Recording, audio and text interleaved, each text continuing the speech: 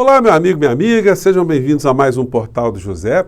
Agora, há 248 dias apenas na nossa contagem regressiva para chegarmos às eleições presidenciais para que o Brasil mude de rumo. Isso vai acontecer. E quando eu digo que nós estamos a apenas 248 dias das eleições, é só você olhar para trás. Você vai perceber, você vai se dar conta que nós já ultrapassamos mais de 3 anos e quase um mês de governo Bolsonaro e daquilo que ele representa, situações invisíveis, imperceptíveis por muitas pessoas que infelizmente continuam a serem enganadas por tudo que está acontecendo aqui no nosso país. Eu vou tentar jogar luzes sobre algumas dessas situações. Seria muito legal que pessoas que ainda acreditam em Bolsonaro e Paulo Guedes tivessem contato aqui com o nosso portal. Mas antes de mais nada, se você está chegando agora aqui no Portal do José, convido você a se inscrever. Você que é muito bem-vindo, conheça os nossos outros vídeos. Já somos quase 500 mil de pessoas inscritas, conectadas aqui com o nosso portal. Se você está chegando agora, traga mais uma pessoa, se você está aqui também, ajude outra pessoa a se inscrever aqui no nosso portal, porque esse ano será um ano muito importante e para que espaços como esse nosso aqui tenham algum tipo de participação, de atuação nos debates públicos, nos debates políticos aqui no nosso país. Então, chegou agora? Seja bem-vindo, se inscreva, compartilhe os nossos vídeos, dê o seu joinha também e mande seus comentários para cá, que são sempre lidos e são sempre considerados. Gente, nosso papo de ontem, eu falei que Bolsonaro está meio que abandonando o barco. E eu vou reforçar aqui algumas situações para vocês verem como é que anda a percepção do Bolsonaro sobre a realidade e as coisas que o aguardam e que certamente estão aterrorizando a figura presidencial. Para começo de conversa, a gente vai aqui para a pauta objetiva. A gente pega, por exemplo, a agenda dele. Ele ficou sem trabalhar esses dias todos, né? Deu aquela emendada final de ano, era jet ski para um lado, pastel para o outro, as seguranças, enfim, aquela história toda, aquela baboseira, não se preocupou com a mãe, nem um minuto o Bolsonaro não visitava a mãe, de repente a mãe morre, depois que ele passa por essas férias, ele vai lá fazer uma visita, né? Póstuma, vamos dizer assim. E hoje foi a missa de 7º dia, em homenagem à memória da mãe dele. E eu assisti o Bolsonaro de manhã cedo no Cercadinho, realmente é uma figura que tem um problema sério ali, né? Ou problemas, né? No dia do enterro da mãe, ele já saiu e já foi jogar numa loteria esportiva, foi fazer um jogo. Que ser humano é esse, né? Que tipo de emoção que estava rodando ali na cabeça daquela criatura? Que tipo de sentimento ele tinha, nutria pela sua própria mãe?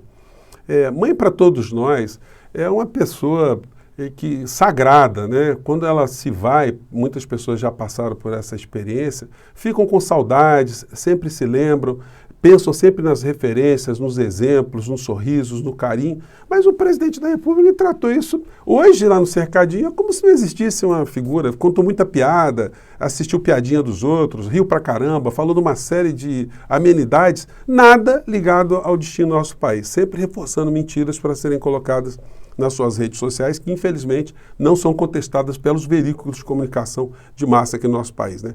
Então foi lá para o Cercadinho, é o único lugar ali que ele parece que está fazendo alguma coisa, né? Que pelo menos tá ali com a estrutura governamental, que é muito grande. Depois teve um compromisso a partir das 14h30. Antes ele não trabalha de jeito nenhum, ele fica na internet, com certeza, deve ficar ali conversando com o Carluxo, e terminou às 17 horas, 2 horas e meia de expediente. Quando você olha aqui nesse cercadinho de manhã cedo, eu nem vou colocar nenhuma imagem, né? Mas o texto aqui da turma que reproduz as falas do Bolsonaro diz o seguinte: Bolsonaro revela que vai mostrar, fala em grande cartada, mãe, Dona Olinda, PEC, LGBT, grande cartada, ele vai falar do BNDES, que vai requentar esse assunto, porque ele vai tentar trazer de novo o assunto corrupção para o centro do debate, como se ele fosse uma pessoa, fosse uma espécie de Madre Teresa de Calcutá, fosse Mahatma Gandhi, né? Fosse um homem mais honesto, fosse o Papa Francisco, sei lá, São Francisco de Assis, sei lá. Ele se coloca ali como um homem que está combatendo a corrupção. Mas será um homem que faz críticas a governos passados? Será que ele está unido com pessoas que são exemplos de pessoas que combateram a corrupção, que nunca se corromperam, nunca tiveram nenhum tipo de vantagem com isso? Então, eu vou ter esse trabalho, vou assistir a live do Bolsonaro logo mais, né, para ver ali as coisas que ele vai dizer. Bom, então a gente precisa muito desse ano de 2022, fazer muitas coisas para banir esse tipo de figura da existência política no nosso país, né? Porque ele enfraquece o debate, ele joga o debate na esgotosfera, como eu tenho comentado com vocês. E o reflexo de tudo que eu estou falando a vocês está no plano internacional. O Brasil foi apontado por uma pesquisa como um país que a corrupção aumentou e não diminuiu. E uma das figuras centrais que explica o aumento da corrupção é o procurador, né? É o protetor-geral da República, o protetor-geral do bolsonarismo, o senhor Augusto Aras. Porque na medida que o procurador-geral da República ele não atua contra o governo ou contra os crimes cometidos pelos integrantes do governo, ele dá passagem livre para a corrupção financeira, a corrupção política e a corrupção moral. E o senhor Augusto Aras vai entrar para a história como alguém que protegeu um governo que, pelas suas práticas corruptas morais, assassinou mais de 650 mil brasileiros. Disso a gente não tem a menor dúvida, e essa peste ele não vai poder escapar jamais.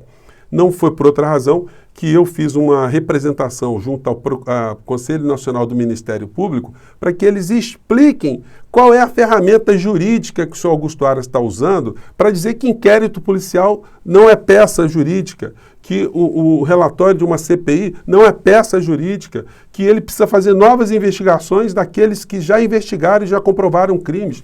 Onde é que está isso? Qual é o instrumento legal? Então, estou aguardando, vamos ver se eles vão responder ou se vai esperar a Procuradoria da República, o senhor Augusto Aras perder essa função para ele ser processado também, para que os crimes que estão sendo acobertados venham à tona finalmente. E a gente não tem que ter receio de fazer esse tipo de crítica, porque é um servidor público, um alto servidor público que deveria estar a serviço da sociedade, mas ele está usando o cargo dele para proteger a família Bolsonaro, os interesses bolsonaristas, e quem está falando isso agora é uma instituição internacional. A matéria diz, Aras contesta relatório que aponta alinhamento sistemático da Procuradoria-Geral da República.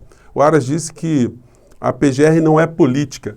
Todas as instituições são políticas, elas podem não fazer política partidária, mas todos os organismos, eles atuam de forma política, na medida que todos os seus atos são políticos, na medida que eles ajudam a mudar, transformar comportamentos, situações e realidades. Então, uma conversa que ele está colocando bem torta aqui, e que tenta esconder o que está acontecendo no Brasil e que a gente tenta divertir, inclusive, aos bolsonaristas, né? Como tem gente que está enganada nesse país, gente? Se os bolsonaristas todos pudessem assistir nosso encontro aqui para saber, para enxergarem aquilo que está na cara deles que eles não estão enxergando. Como, por exemplo, isso aqui, ó. Matéria de um jornal que é porta-voz do mercado, né? Da Elite. Quando eles chegam a dar esse tipo de matéria, que diz... Endividado, brasileiro já deixa de pagar luz e gás. Concessionárias oferecem desconto e parcelamento de débito. Gente, é um negócio assustador o tanto de brasileiros que estão nessa situação. E grande parte brasileiros que são eleitores de Bolsonaro e admiradores de Paulo Guedes. Muitos entram aqui no nosso portal, né, e dizem assim, aceita que dói menos. Eu fico pensando, em que planeta vive uma figura dessa? Ela ficou pobre nos últimos 3 anos, perdeu o padrão de vida nos últimos 3 anos, está pagando mais caro em tudo no supermercado, nos serviços públicos que estão se deteriorando, estão com menos perspectivas de futuro para os seus filhos. O que tem de jovem em depressão aqui no nosso país é um negócio impressionante, jovens que não têm perspectiva quando eles estão olhando a nossa realidade. E essas pessoas ainda batem palmas, eles acham que nós devemos aceitar porque vai doer menos. É uma gente que enlouqueceu, essa gente está comendo o quê? Eles estão fumando o quê? Eles estão bebendo o quê? Essa gente precisa ser acordada e a gente precisa tentar ajudá-los. Alguns são casos perdidos, o cara está vendo a vida dele definhar economicamente, mas ele está batendo palma, ele acredita em Paulo Guedes, ele acredita em Bolsonaro. Só que a realidade, gente, é essa aqui, ó. Estamos todos ficando mais pobres, todos ficando mais endividados. E quem já é pobre está ficando miserável. E qual é a perspectiva que tem para esse ano para essas pessoas e para nós aqui no nosso país? A diferença é que nós já sabemos que nós estamos sendo assaltados, que nós somos governados por vigaristas, por pilantras que estão destruindo o nosso país. Mas essa gente está iludida. Essa gente continua a tentar encontrar explicações num outro plano, e não na realidade. Será que essas pessoas na fila do supermercado ali, quando vão pagar as compras, elas não percebem o que está acontecendo? O FMI percebe, né? matéria diz aqui, FMI reduz previsão de crescimento do Brasil para 0,3%. Ou seja, o Brasil vai crescer para baixo. E quem já é pobre, como eu disse a vocês, vai ficar mais pobre. E o que está acontecendo com as finanças públicas? Vamos ter o governo investindo para gerar empregos? Não. Porque só quem está ganhando são os financistas, os grupos abutres, os sócios de Paulo Guedes. Dívida pública sobe 12% para 5 trilhões e 610 bilhões de reais em 2021. Isso quer dizer que o Brasil vai ter que pagar mais juros, a ciranda financeira continua a girar, o povo brasileiro sofre mais inflação, se empobrece mais, fica com mais dificuldades, fica mais endividado e com uma parcela batendo palma. Uma parcela absolutamente enlouquecida, abobalhada, né? Enfim, é necessário a gente o tempo todo estar batendo nessa tecla.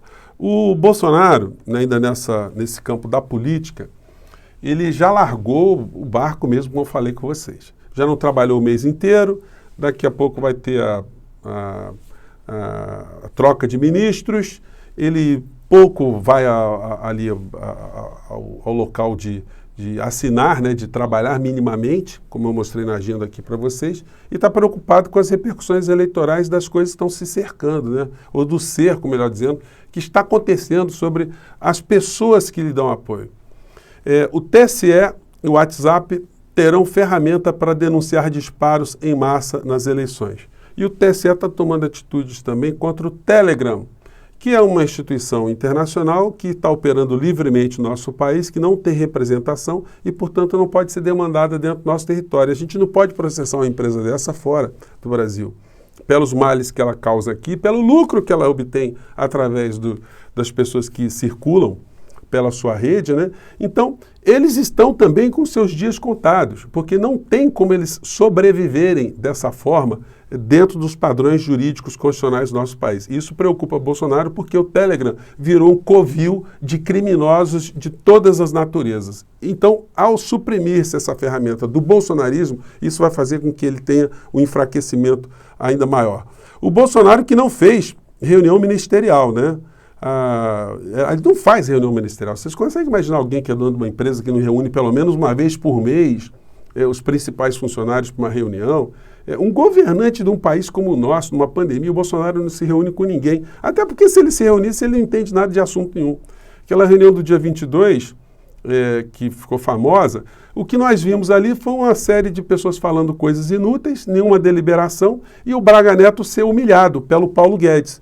O Braga Neto apresenta ali um projeto de investimentos no Brasil, de infraestrutura e tal. Ele é desmoralizado, é humilhado pelo Paulo Guedes, que falou mal de servidores públicos, incentivou o jogo, falou palavrão pra caramba, mostrando o caráter que ele tem em relação aos servidores públicos, às pessoas pobres, às pequenas empresas, à instituição governamental e, sobretudo, aos seus colegas, né? Porque humilhar o Braga Neto como ele humilhou e o Braga Neto não ter reagido, não ter feito absolutamente nada, revelou muito sobre o caráter do Braga Neto, que está de férias, né? Com os salários em dia, salários bem poupudos e que justifica, né, pelo menos na cabeça dessas pessoas, por que elas estão sendo humilhadas e por que elas entregam a nossa pátria e desmoralizam a imagem das Forças Armadas aqui no nosso país. Então o Bolsonaro não se reúne com ninguém, está vendo o barco descendo a correnteza e a única coisa que ele tentou fazer nesses últimos 3 anos